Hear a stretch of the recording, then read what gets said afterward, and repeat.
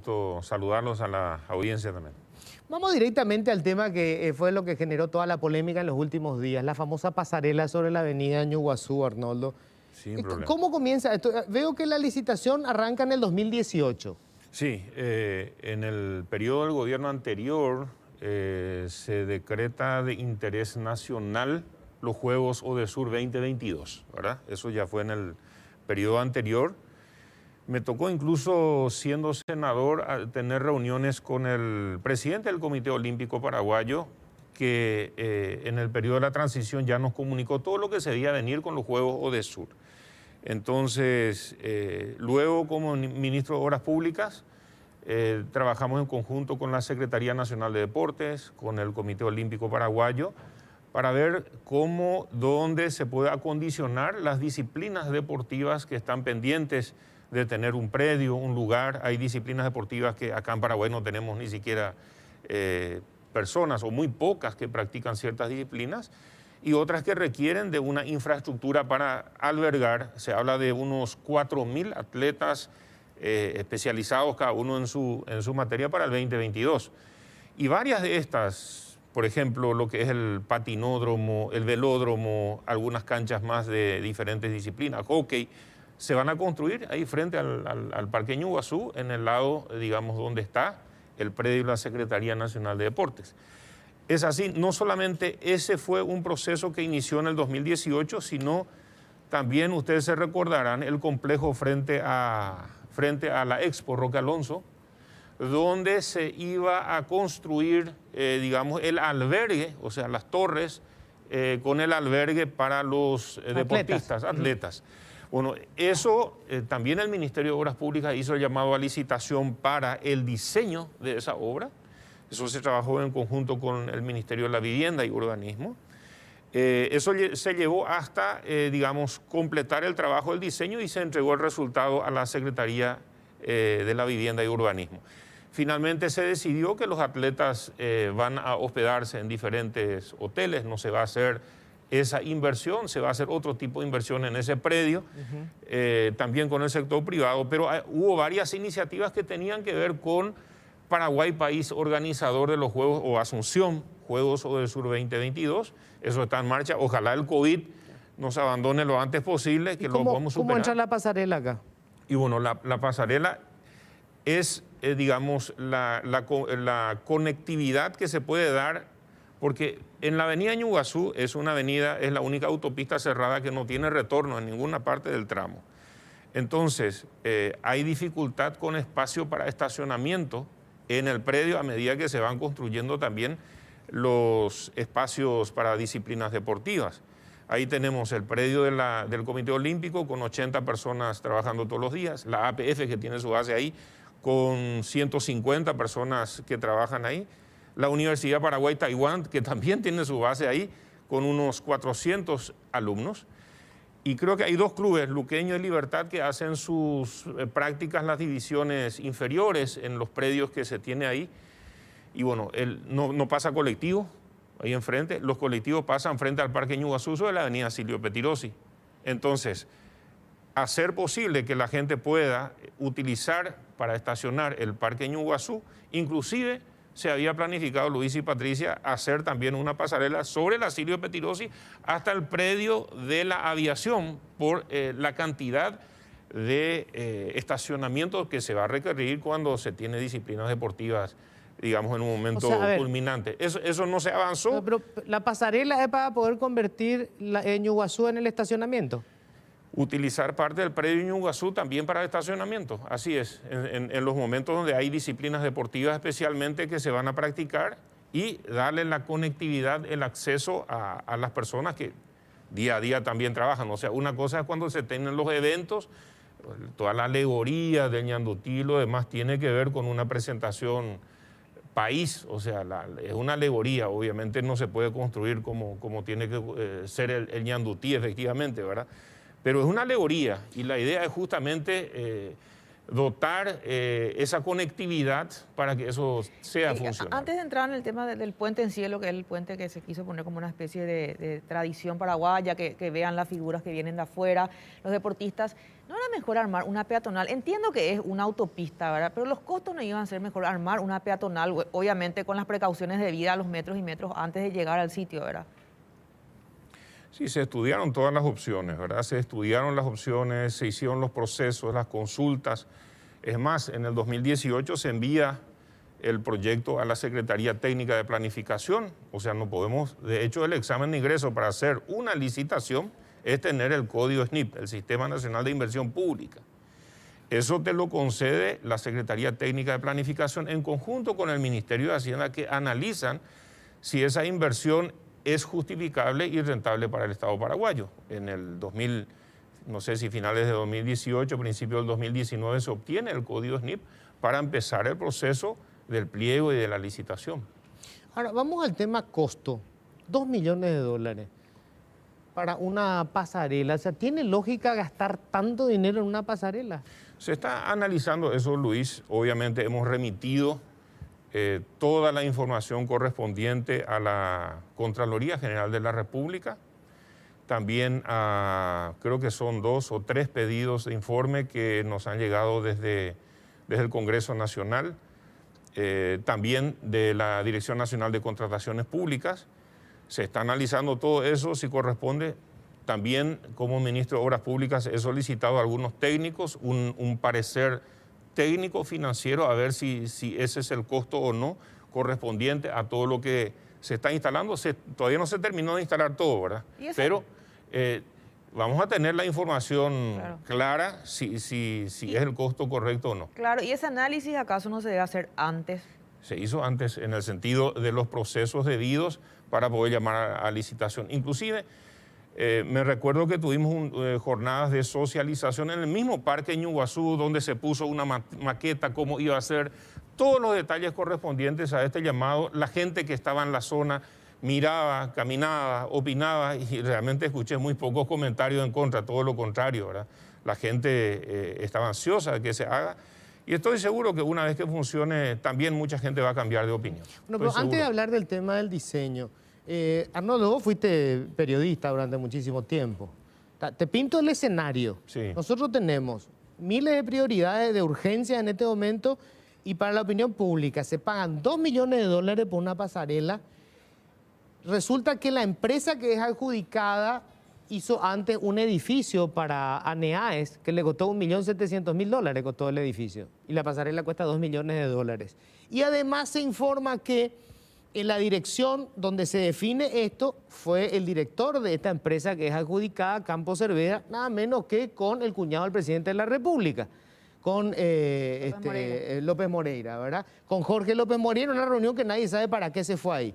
Y después termina adjudicada esta empresa con un costo, además hubo un ajuste ahí del 16% del precio original y un costo que es superior incluso a un edificio que hicieron ellos para el ANEAES. En términos periodísticos, decime si no es como para que vos digas, no, acá cocinaron la cosa. Se presta para analizar y eso es lo que estamos haciendo, Luis. O sea, en primer lugar, si hay algún daño patrimonial y algún responsable de haber hecho algo indebido, yo no voy a dudar en tomar las medidas administrativas. He tomado la medida de que el superior inmediato al director de obras intervenga para verificar y chequear toda la información correspondiente y que los mecanismos de control puedan hacer su trabajo. Para eso existen las instituciones de control como Contraloría, como la Dirección Nacional de Contrataciones Públicas. Entonces, todo eso está en proceso, ¿verdad? Todo eso está en proceso para tener la información correcta. Mientras tanto, hay un contrato que nadie obviamente no sabía que iba a venir el COVID. Así también hay muchas otras obras. Uno diría, vamos a hacer la defensa costera Pilar teniendo la crisis del COVID.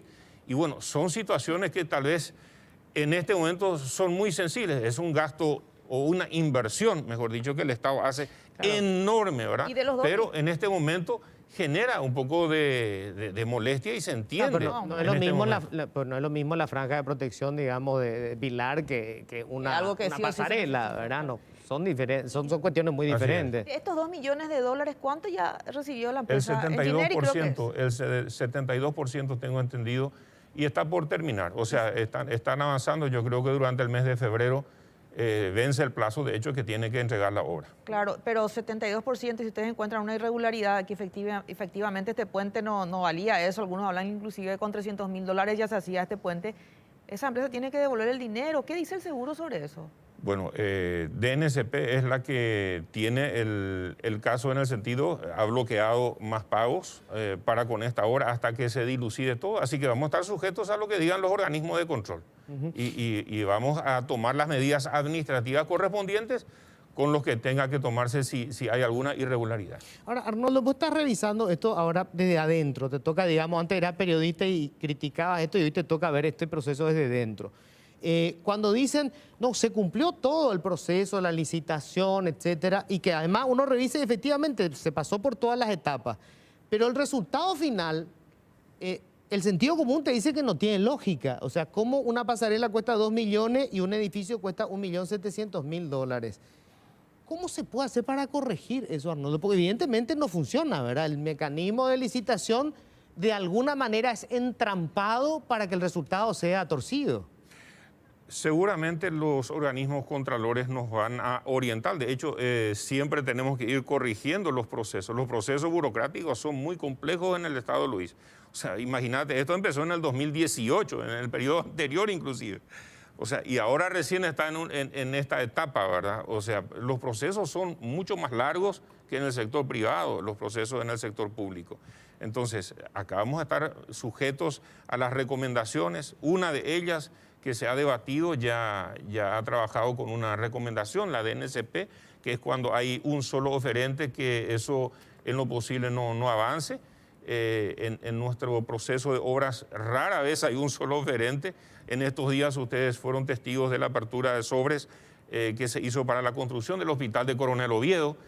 5 oferentes con mucha competitividad económica, en la cual se bajan los precios a través de la tremenda competencia que hay entre las empresas para hacer las obras.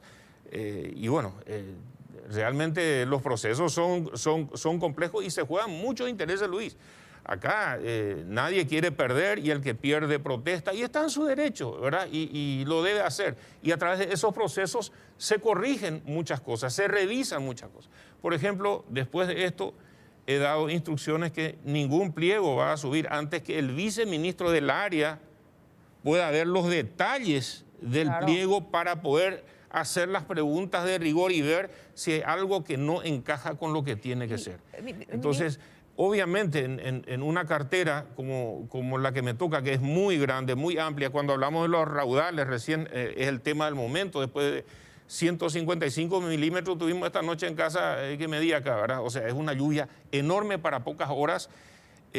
También nuestra cartera tiene mucho que ver con ese tema en el sentido de ayudar a los municipios y las gobernaciones en hacer las obras para canalizar el drenaje fluvial. Ahora, entonces hay tantas obras que es complicado tener los detalles, a eso quiero ir. Pero hay cosas que siguen ocurriendo. Por ejemplo, te voy a dar un ejemplo concreto, ¿verdad?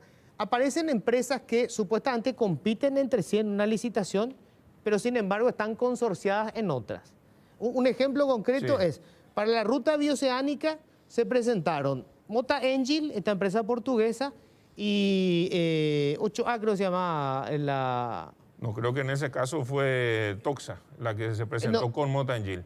No, te digo, van por separado, supuestamente compiten.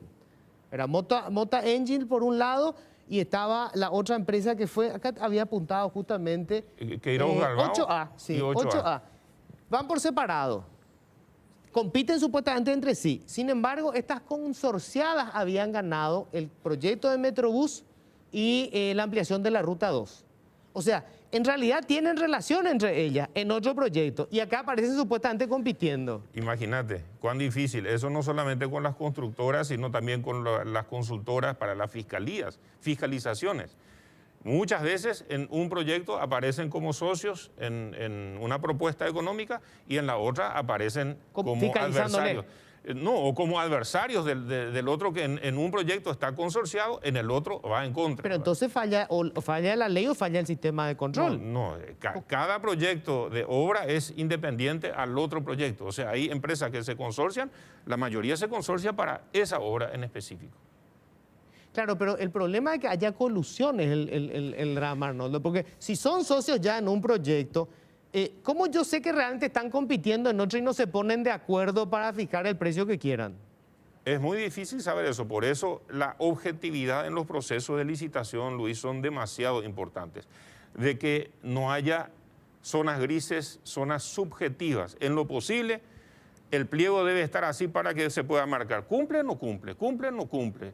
Y no darle un porcentaje por X cosa en lo cual puede haber un factor de subjetividad en el cual incide tal vez la presión y este hecho de asociarse de esa forma como está mencionando. Pero eso no solamente de trabajo de contrataciones públicas, también del ministerio a cargo de la adjudicación, ¿no? Así el mismo, control en trabajo punto en por conjunto. punto. Acá esto funciona como en el fútbol, usamos el VAR hoy en día que está de moda.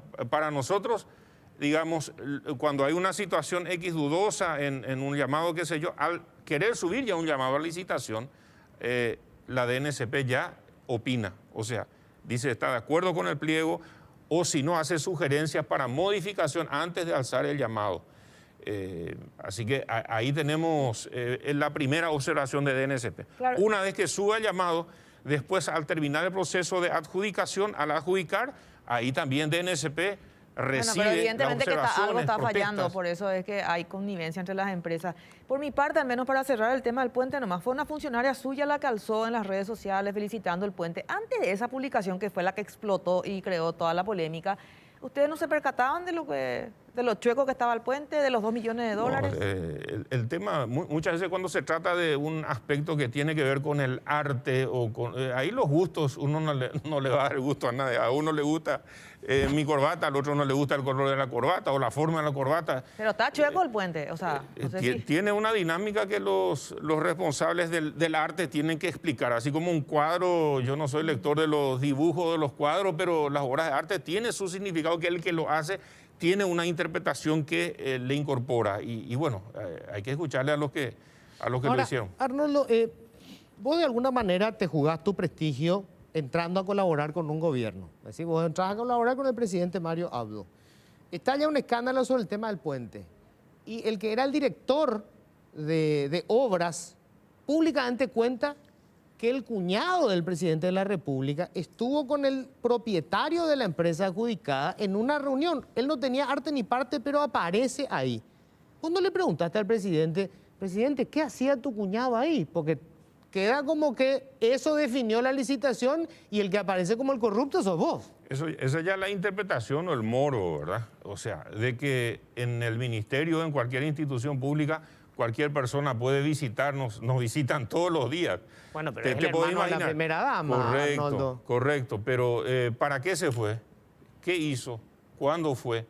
Yo te puedo asegurar... Entró a la oficina cuando se estaba hablando de este proyecto. Es parte de la investigación que se está haciendo, Luis, para tener los detalles y bueno... ¿Y tú no le preguntas así al presidente, Arnoldo? Le dices, che, ¿qué pasó, presidente, acá? ¿No le preguntaste a tu cuñado qué ocurrió? No, de ninguna forma. O sea, y yo soy claro en ese sentido de que nadie puede influenciar en el proceso de decisión por tener algún padrinazgo político, alguna cobertura de alguna persona que está en autoridad. Y he tenido problemas por eso, obviamente, porque no funciona así conmigo y la gente se enoja conmigo por eso, porque no puede hacer lo que no debe hacer y no debe hacerse. ¿Y por qué fue destituido el funcionario que contó No fue a los medios? destituido, O sea, fue no fue- sacado del... Por un tiempo para que el viceministro pueda recabar toda la información y ver si tiene algún grado de Se responsabilidad. intervino su dirección. Se intervino nada más, pero él no hace una auditoría. La auditoría la hace la Contraloría General y tenemos 3 instancias internas. Tenemos una dirección de anticorrupción y transparencia, de control interno y la de auditoría interna que están trabajando en Claro. verificar Queda todo. nomás como un tufo de que aquel que denunció que podía No, haber algún no, tipo no. de tráfico es apartado y nadie va a querer denunciar nada después de contar algo irregular, ¿verdad? No. Se había publicado que ganó 64 contratos en 2 años la empresa de Campo Cervera. La misma, el Campo Cervera, el que fue acompañado por el hermano de la primera dama en esta reunión. Bueno, en el Ministerio de Obras no. En el Ministerio de Obras se presentó, te puedo entregar la planilla después, se presentó en 15 licitaciones, de las cuales incluso tuvo el mejor precio en más de 7, pero ganó 7 licitaciones en este periodo que me tocó analizar.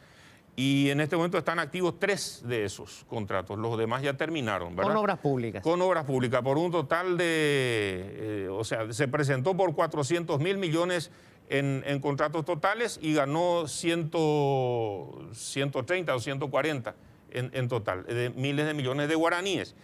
Pero quiero decir que en varias de las licitaciones donde se presentó esta misma empresa, tuvo el mejor precio inclusive, pero tuvo problemas con algunos documentos y no les adjudicamos. Y se pelearon, nos protestaron en primera, en segunda, hasta en tercera instancia y nos ratificamos en la postura y nos peleamos grande con ellos, para decirlo así, con Engineering, en el sentido de que no les dimos las obras porque no cumplían los requisitos. O sea, yo me remito a las pruebas y en algún momento salieron adjudicados y en otro momento no, cuando no correspondían, no. Hoy tiene esa empresa en Engineering, digo bien, 3 obras con el MOPC, o sea, la del puente, 1 obra en Palacio, creo.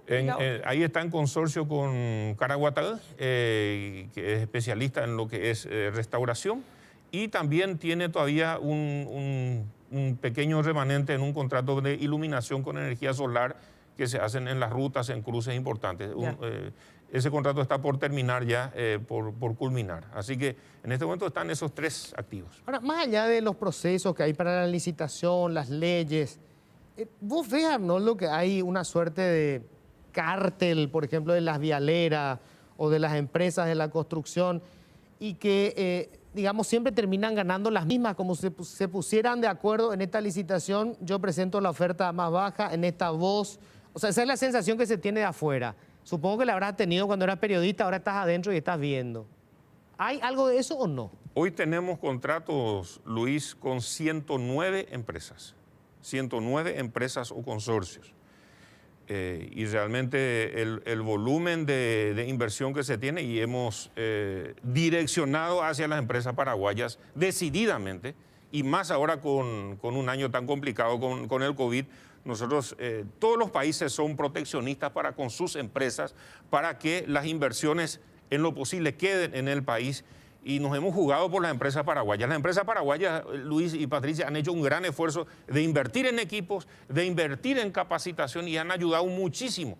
Y quiero mencionar a alguien que para mí ha sido muy importante en todo este proceso, que es el exministro Benigno López, con quien hemos trabajado decididamente para justamente crecer en la inversión pública en un año tan complejo como este. Hemos cerrado el año 2020, Luis, con una ejecución récord de más de $1.000 millones en inversión en el sector de obras públicas. Y eso nunca antes se ha dado.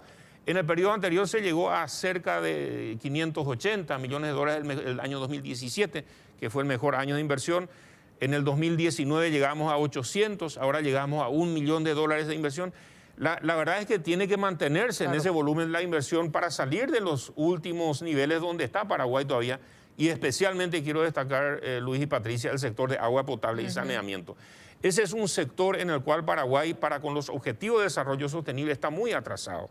Y tenemos ya varios préstamos encaminados, terminados, listos para enviar al Congreso. Uno que tiene que ver con la cuenca del Lambaré, que va a ayudar todo el sector del Lambaré, una parte de Asunción y Fernando de la Mora. En breve vamos a inaugurar, Luis, si no de fin de febrero, marzo posiblemente, la de Varadero, la planta de tratamiento que está haciéndose ya las pruebas con agua en este momento. Y el año que viene vamos a inaugurar también la de San Lorenzo, que es enorme, y la de Bellavista, que es la zona de la costanera norte. Hoy Asunción y área metropolitana vierte toda su cloaca cruda al río Paraguay, con todo lo que eso significa. Eso es un daño terrible a la salud pública. $1 invertido, dicen, en agua potable y saneamiento es igual a $5 ahorrados en salud pública. Entonces nosotros estamos decididos, dentro de la cartera Obras Públicas, darle una prioridad a eso que combina con salud pública, ¿verdad? Ahora, Arnoldo, yo no voy a ser tan miserable de dejar de admitir que efectivamente hay una ejecución histórica, un récord histórico en ejecución y, digamos, inclusive salieron hace poco las vialeras y las empresas contratistas a decir de que había cambios importantes. Pero me preocupa mucho, por ejemplo, esto, Arnoldo.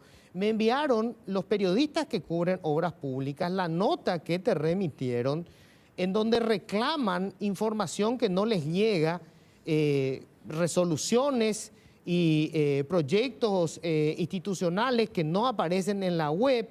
Hablan de que no concedes conferencia de prensa, no hablas con ellos. O sea, la transparencia es clave en todo esto, Arnoldo, y vos lo sabés mejor que nadie porque fuiste periodista. Y yo encuentro acá la nota de los periodistas que cubren el área de obras públicas. Se está preparando, tengo entendido que ya se firmó, la documentación es extensa, lo que piden, con mucho gusto, está todo a disposición y tengo entendido que el lunes, mañana, se entrega toda la documentación que ellos requieren. Muchas veces, Luis, la documentación tiene dos aspectos claves en el MOPC. Uno, que está todo en el portal de DNCP también, todo lo que tiene que ver con los procesos licitatorios y en nuestro portal, pero nos encontramos con el volumen de las cosas que se generan en el Ministerio con una limitación técnica. Hemos hecho ya el proceso de licitación para ampliar nuestra memoria, nuestra capacidad de publicar todo desde el Ministerio. Es un déficit. También nos jugamos a la tecnología en el sentido del control de los peajes. Es una lucha contra la corrupción que hemos tomado desde el primer día. Estamos encaminando con la DNCP. Justamente DNCP nos hizo algunas consultas sobre un llamado que va a ser la primera fase de un proceso en el cual, porque hay una ley que se llama CIDIPAR, en la cual el Ministerio de Obras Públicas es responsable por todo el sistema de peaje, no solamente propio, sino el que está con APP, como la Ruta 2 ahora, y lo que está bajo concesión, como esta PEPONA. Entonces, el trabajo que se va a hacer es para generar mayor ingreso al Ministerio de Obras Públicas a través de los peajes. La licitación está hecha de tal forma que la empresa que gane todo este trabajo de instalación va a tener un pequeño porcentaje por encima de lo que genere más ganancias de lo que es nuestro ingreso histórico. ¿Me parece una conferencia de prensa una vez al mes por lo menos para... Puede ser. Hace poco hice una conferencia de prensa. Tienen que entender también la dificultad con el COVID. A todos nos golpea. Es muy sensible. Estamos rodeados de COVID, tanto en el ministerio como también ustedes los comunicadores. Entonces, hace más difícil a veces. Hace una semana y media por Zoom hicimos conferencia de prensa. Mazzoleni hace cada viernes una conferencia de prensa. Así es, no hay problema. Ahora, sobre eso de ¿cómo es? Digitalizar, digamos, lo que son los puestos de peaje. Así mismo es. En parte está, pero no con un sistema realmente transparente y fiel, digamos, técnicamente hablando. Y no tenemos una cobertura total en todos los puestos con tecnología. ¿Pero se va a tercerizar entonces esto? La parte del monitoreo sí, la parte del monitoreo sí. Y también automatizar. La última fase es con el objetivo de llegar al momento en el cual uno tiene el código por el parabrisas del vehículo y uno pasa sin parar por el peaje y eso se descuenta automáticamente de su tarjeta o lo que sea. Fantástico. A eso tenemos que apuntar. Fantástico. Y también con los vehículos, yo sé, Luis, que tenías conocimiento de un problema con tractores o sobre facturación supuesta en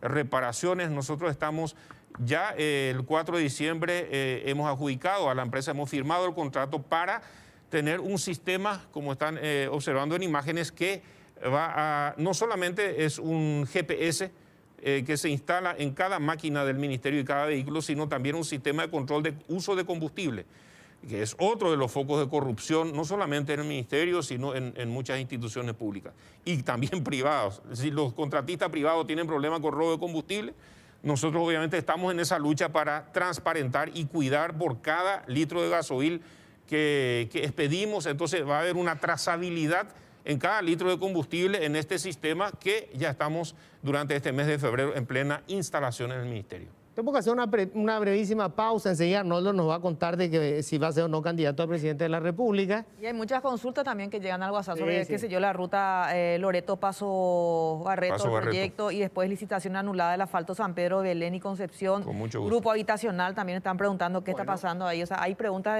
que tienen que ver con obras. Hacemos una breve... Hay gente que quiere que eso sea así, pero yo te digo sinceramente, Luis, de que estoy absolutamente concentrado en mi tarea.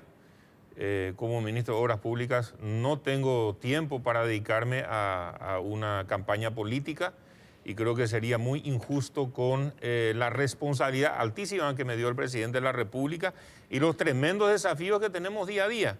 Este es un año políticamente eminentemente municipal por el cual tenemos que acompañar todas las gestiones, digamos, de las diferentes municipalidades, trabajar de forma institucional, ayudarle en todo lo que esté a nuestro alcance. Por eso trabajamos en coordinación con las gobernaciones, las municipalidades de forma permanente, pero yo no estoy analizando eso, todavía no lo he procesado ni lo he pensado. De que te miden es una cosa, pero yo no estoy lanzado.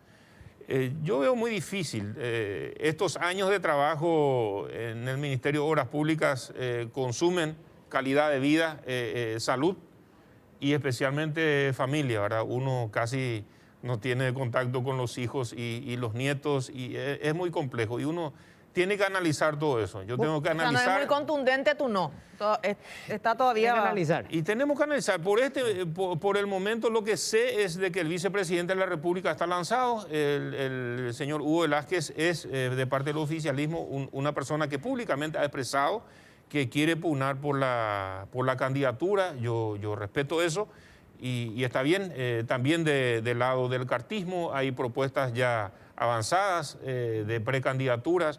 Yo no soy precandidato a nada, yo trato de hacer mi tarea y por ahora es absolutamente negativa la posibilidad de que yo me candidate. Que se candidata no puede generar algún tipo de molestia, teniendo siempre la pelea del vice que quiere ser presidente y justo 2 años antes de las elecciones y empieza ahí como una especie de desestabilización en el gabinete. Él es un político con mucha capacidad política desde el Congreso en su tiempo, ahora como vicepresidente, trabaja activamente en todo lo que son las elecciones, las candidaturas municipales, ¿verdad?, en toda la República. Entonces, él es el nexo político principal en este momento y están haciendo un gran trabajo para articular también el concepto de Concordia Colorada, en el sentido de buscar la unificación en la mayoría de los lugares. En algunos departamentos se ha conseguido. Misiones, por ejemplo, 10 de los 10 distritos lograron la unidad, en Cordillera 16 de los 20, en Central creo que 8 de los 19 municipios. Se está trabajando, digamos, para que dentro del partido haya la menor fricción posible con vistas a las municipales. ¿Vos vivís de tu salario? Sí, principalmente de mi salario. No, también hago asesorías. Pero tu salario mi principalmente. salario es mi base. ¿Y cómo se explica que utilices prácticamente todo un salario para comprar termos para repartir? Y sí, todos los años yo uso todo mi aguinaldo, Luis, para eso. El año pasado compré canastas. El año antepasado creo que fueron canastas con frutas, las que compré exclusivamente para mis colaboradores. ¿Gastaste todo tu aguinaldo? Yo gasto todos los años mi aguinaldo en motivar y felicitar por su colaboración a mis más cercanos colaboradores, hasta donde alcance. Mi principal problema con los termos que regalé este año es a los que no les alcanzó ya, pero no me alcanzó más mi aguinaldo para regalar más. ¿Y por qué si sos vos el que le regala le pusieron MOPC? Y tal vez fue, o sea, mi intención fue de que tengan ese sentido de identidad con la institución que de hecho tienen, fortalecer eso, pero en el futuro no lo voy a hacer más para no generar suspicacia. Pero lo pagué yo de mi aguinaldo. ¿De tu aguinaldo? Así mismo. O sea, ¿te quedaste sin aguinaldo? Me quedé sin aguinaldo. ¿En tu casa te mandaron al diablo? Y sí, pero me quedé con una muy buena relación, como trato de tener con mis colaboradores, con los cuales somos compañeros todo el año, y fue un año muy difícil, Luis. Mucha de esa gente trabajó 16 a 20 horas en los momentos cruciales de la ejecución.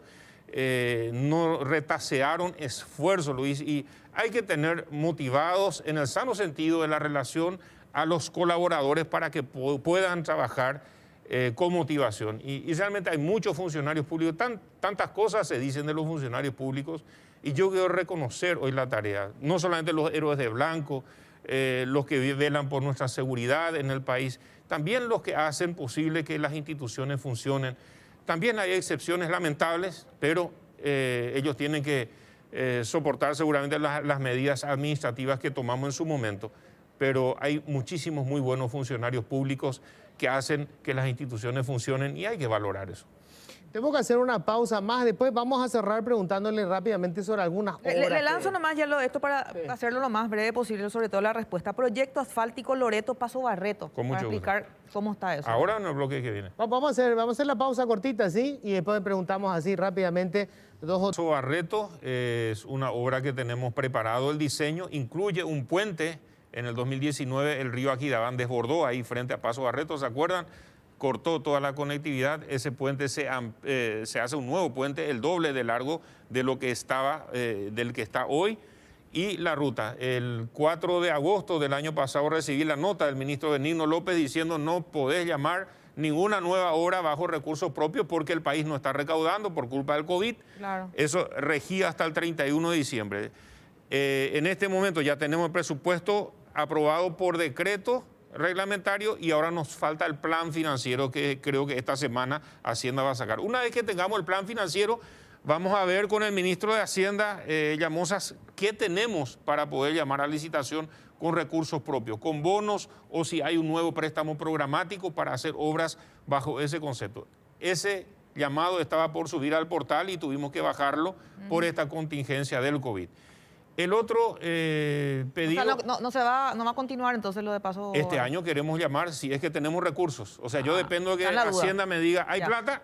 ¿Hay recursos? Subimos el llamado de ese y hay un tramo para cada departamento en esas condiciones. Preguntan, ¿qué pasó del convenio que firmó la Municipalidad de Asunción que decía que Obras Públicas sería a cargo de la reparación completa del pavimento de la avenida Artigas, desde España hasta el Botánico? Sí, es parte de las obras complementarias a lo que es el corredor vial botánico. Nosotros tenemos, justamente es uno de los llamados también que teníamos que hacer la consultoría para hacer el diseño de esas obras. Incluye la avenida Artigas y 5 cuadras paralelas en ambos lados, el mejoramiento de todo ese sector. Si Hacienda nos dice que tenemos recursos este año, vamos a hacer ese llamado para tener el diseño y hacer esa obra complementaria a lo que es el corredor vial botánico. Dice, si hay planes de ampliar el tramo de Madame Lynch desde Cuatro Mojones hasta la refinería.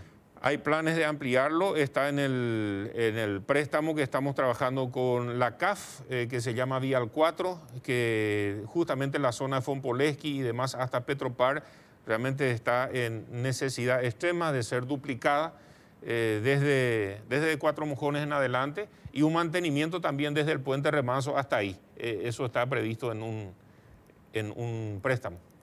Bueno, después, ¿Patricia? No, la otra El de San Pedro. El de San Pedro, la de FOSEM. Esa es una obra con FOSEM. Creo que el 60% FOSEM y 40% es contrapartida propia.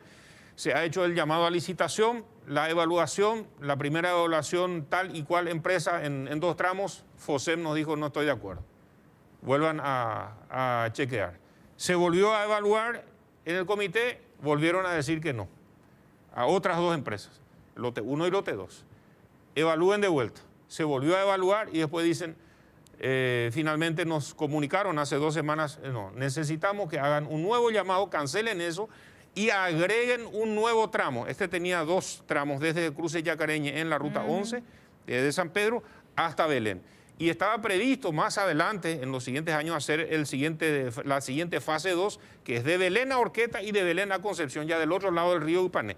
Entonces nos dicen, incorporen eso como un tercer tramo en el nuevo llamado. Entonces, en este momento se está trabajando con el nuevo llamado que va a tener 3 lotes y ya va a incluir también Belén Horqueta y Belén Concepción. Bien. Quiero aclarar sobre ese tramo, las 2 fiscalizaciones para los 2 lotes ya están firmados contratos, están activos en territorio, se está ganando tiempo haciendo el diseño final de obra de ese tramo a los efectos de que cuando terminemos el nuevo proceso de licitación, la empresa directamente vaya ya a obras. Acá preguntan varios sobre la avenida Avelino Martínez. Sí, San Lorenzo.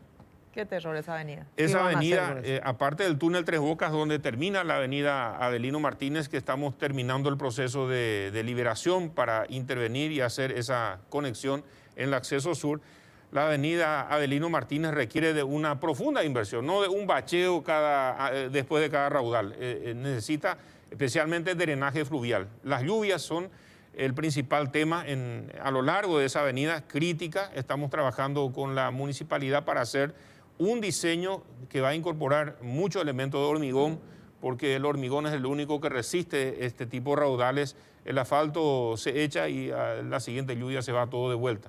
pero hay que hacer un trabajo muy profundo y es costoso. No es un trabajo sencillo la reparación y estamos trabajando en coordinación con la municipalidad en ese diseño. Arnoldo, muchísimas gracias. Gracias por venir. Y te vuelvo a insistir con esto que decían los periodistas. Es demasiado importante que esto se dé todo el tiempo. Así es. Y tal vez lo que podemos hacer también que no todos juntos, pero tal vez entre varios puedan acompañarnos y recorrer también en el interior del país las diferentes obras que se están haciendo para que conozcan in situ también, con mucho gusto disponible para trabajar con ustedes, Luis. Gracias.